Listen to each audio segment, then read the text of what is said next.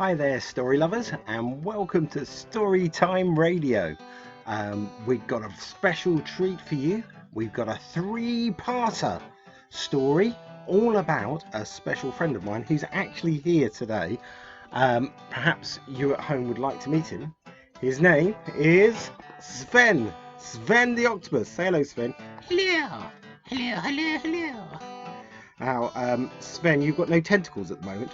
Well, not any whole ones anyway. Well, this is where our story begins. I know, it's such an exciting story, and it's so amazing to be the star. Yes, I suppose it is quite amazing to be the star. Shall we begin the story? Oh yes.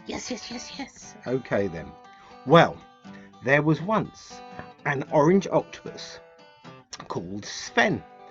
And Sven was very different from the rest of his family, as Sven didn't have the usual 8 tentacles or legs that I'm sure you know is most common with most octopus, or octopi to give them their correct plural name. Yes, octopi. Yes, there we go. So, can you guess how many legs that Sven actually had? You've got choice between none and 8. You know. What are you trying to guess for? And I'll tell you what, to help you guess, I actually do have some spare tentacles here. I don't know if you can see that. A tub of tentacles. Oh, very nice. Yes, very nice. Now then. I feel a bit sick though. It's alright, you're just a puppet. They're not real tentacles. They're just puppet tentacles. I see. Okay then. So can you guess? Let's see. Put your hands up if you think you have 1 tentacle. Very good. It's not. You have more than 1. Do you put your hands up if you think he had 2 tentacles? No, we have more than 2. Okay. Put your hands up if you think that he had 3 tentacles. No, he had more than 3. Okay, hands up for 4. Yeah, it was 4 tentacles. So shall we put Sven's 4 tentacles on now? There we go. 1. Okay. And we'll leave a gap. 2. And 3. And 1 more. There you go. Let's put it there actually. 4. 4 tentacles. Okay then, Sven, how do you feel now? You feeling pretty good? Pretty good. Okay. Right. Okay, so shall we get back to the story? Yes. Good. So then. Well done. Yes, he had 4 legs, but please don't feel sorry for Sven, for although it was challenging for him only having half the amount of limbs that most octopuses or octopi had, he could actually get along pretty well, even though life was a bit challenging. So he didn't let having half the usual limbs drag him down. For although he was slower at doing some things than other octopi and wasn't often allowed to play goalie at football, there were some advantages to his physique. He could squeeze into tighter spaces than others, so that it was easier for him to hide when danger came his way, with things such as sharks, seals, whales and eels, all of whom didn't think the number of legs affected how delicious an octopus actually tastes. So, and also, there he could actually squeeze into those nice tight places between the planks of wood on shipwrecks and get in all the tasty shellfish that made for his dinner. So life wasn't all that bad. Oh no. Always look on the bright side. Yes, always look on the bright side. So, but if you do want a reason to pity poor Sven, well, you could do very well to feel sorry about the fact that he was treated terribly by the other octopi around him.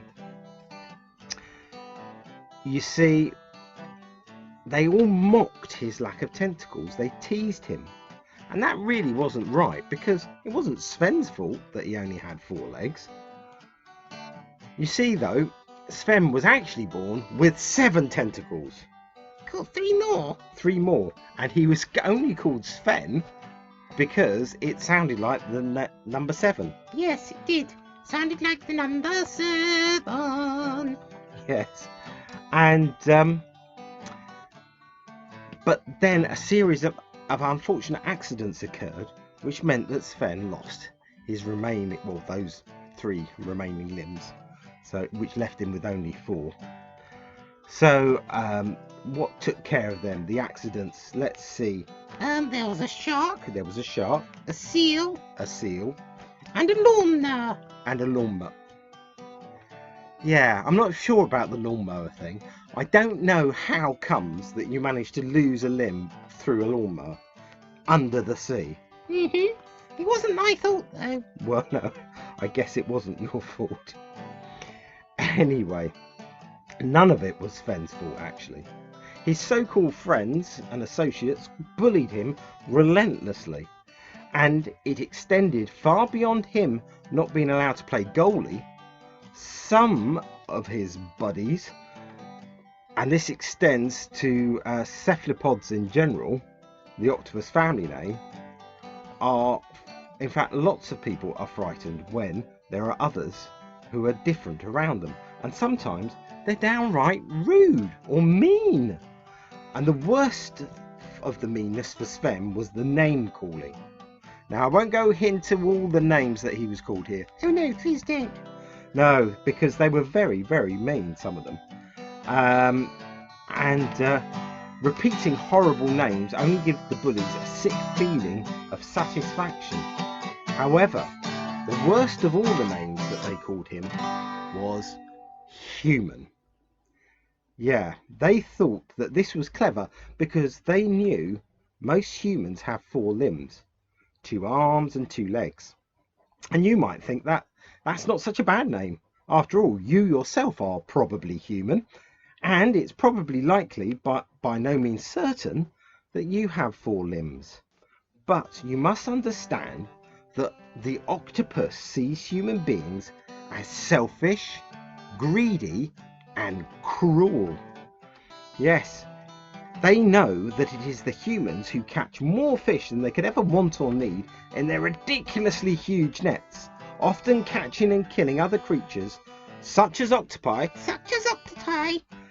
unnecessarily. And it was the humans who dumped their icky plastic into the oceans for the sea dwellers to munch on. Dear. Without much choice, to be honest. So, until most of them felt like that they were made of the wretched stuff. And worse still, there were those silly divers with those big sucker-like face masks and their flashing cameras, which I'm assured could scare the ink right out of you. Now, I'm sure that as intelligent as you are, you realise that an octopus's opinion about people is wholly unfair and paints all of humanity with the same icky, inky brush. In the same way that picking on somebody with only 4 tentacles to make yourself feel better is equally unfair. But as Sven had never met a human before, he didn't know any better either.